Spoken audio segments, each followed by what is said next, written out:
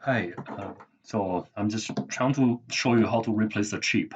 So you can see that this one is a IC chip, and below that, that's a socket to hold the chip, right? So when you are taking out the chip, be careful, do not bend the pins.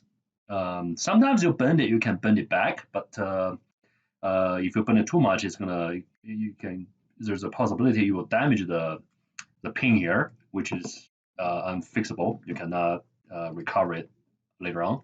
So you probably need a pretty small screwdriver like this and put it in here and twist it on the two directions like this. I can see it's already coming off. It's being lifted from the socket. So this is just one side. And before you lift it up entirely, you want to lift the other side as well. You can see this side is not actually coming up at all. So what you want to do is you want to lift this side as well. So you are not bending um, the pins, the metal pins. Okay, then lift this part. Okay, so now the chip is just comes out, right? So you can see all these metal pins. They are pretty fragile, so you don't want to bend them too much. And you can see that from this cross-sectional view, the angle of the pins are pretty almost straight vertical to the chip, right? But the new chip I'm going to give to you, maybe they have a little larger angle. Yeah, probably I will bend it for you, so it's easier to plug in to the socket on your board. And another thing you need to know. So if you see this, here's a little notch. You see, this is to differentiate the two terminals of the chip. So this side has a little notch, and this one doesn't have. So when you are looking at the socket, it's the same story. You can see a little notch here, but this side doesn't have a notch. So you want to put this side of the chip to here, so it has a correct orientation. And you want to make sure that all the pins are directly in the holes before you press it. Give a pressure to it.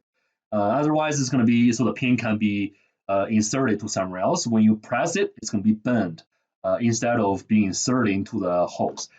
Be careful that the pins should be inserted in here, right, into the hole here, not here.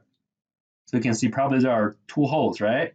It should be the bigger one. Make sure that see the bigger one. It has two metal pieces. So when you insert the metal pin into the hole, the two metal pieces can take it, can have a very good contact in the middle. Make sure that you are going to insert the pin in here. Oh, it's frozen. Sorry. So in here. Okay. Take a look. In here, not in here. All right, in here. Okay, for all of them, just into this hole, into this row. Same here. So it should be inserted in here, right? So into these holes. So let's see. Okay, and then give a pressure, and then the other side, give a pressure, and that's it. All right. So I think the difficult part on the box on your side is probably it's a little bit challenging to take the chip out from the box because the box is pretty deep like this, and it's hard to put this screwdriver inside and trying to take it out, right? So it's going to be something like this. There will be an angle, right? So when you are doing it, just being patient and make sure you are trying to take it out from the two sides, not just one side. Okay. If you want to do a Zoom meeting with me when you are doing the replacement, let me know. We can Zoom when you are replacing the chip.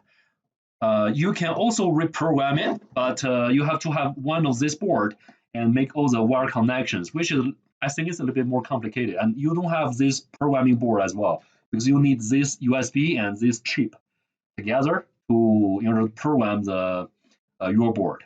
It takes longer time to learn. I think. Let's just replace the chip. I'm going to reprogram the chips with new ISS IDs and the correct passwords. It should work. All right.